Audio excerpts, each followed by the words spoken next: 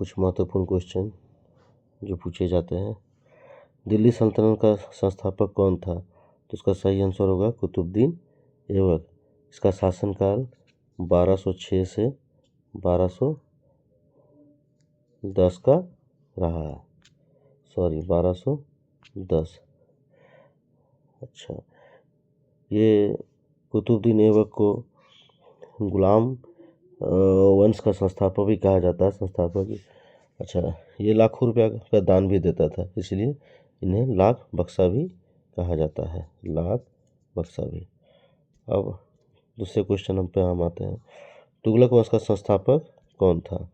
तो तुगलक वंश का संस्थापक गयासुद्दीन तुगलक। गयासुद्दीन तुगलक। यह बहुत ही न्यायप्रिय शासक इसे कहा जाता था। इन्होंने बहादुर से सेनापति से सुल्तान बनने का सफर तय किया गया। इन्होंने मंगोलों को कई बार हराया। मंगोलों को कई बार हराया।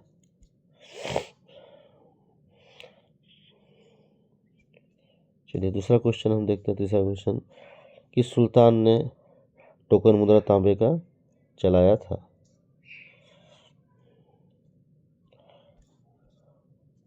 तो इसका सही आंसर होगा दोस्तों मोहम्मद बिन तुगलक। मोहम्मद बिन तुगलक। इन्हें शिक्षित भी कहा जाता था।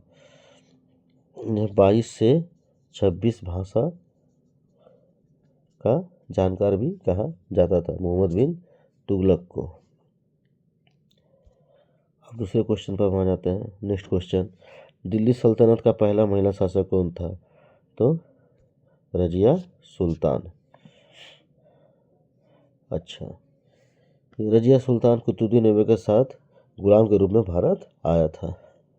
इसका शासनकाल 1236 से 1240 तक का माना जाता है।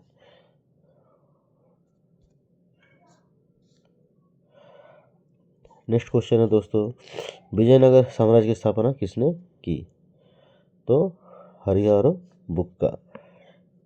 हरिहर बुक्का 1336 ईस्वी इसका शासनकाल माना जाता है। इन्होंने विजय नगर की नींव रखी, जिसे आज हम्पी भी कहा जाता है। नेक्स्ट क्वेश्चन दोस्तों, मुगल साम्राज्य की स्थापना भारत में किसने की? तो इसका सही आंसर होगा बाबर। बाबर के बारे में हम जानते हैं कि मुगलों का नींव रखने वाला मेन बाबर ही कहा जाता है। हाँ, बाबर का जन्म 14 फरवरी 1483 माना गया है। अच्छा, जिसका शासनकाल 1526 से 1530 का माना जाता है। अच्छा, नेक्स्ट क्वेश्चन हो गया, अकबर के नवरत्न में कौन शामिल नहीं था? तो हम अच्छा से जानते हैं कि उसके नवरत्नों में बीरबल शामिल है, तानसेन शामिल है, अब्दुल फजल जो सलाहकार थे, अच्छा जानकार थे। तो चाणक्य सही आंसर होगा, जो उसके दरबार में शामिल नहीं था। पानीपत की पहली लड़ाई किस वर्ष हुई? दोस्तों हम जानते हैं कि पानीपत की पहली लड़ाई 1526 ईस्वी में, इसमें इब्राहिम लोदी का हार हुआ है। आईने अकबरी के लेखक कौन थे? तो आईने अकबर का लेखक हम जानते हैं दोस्तों अबुल फजल।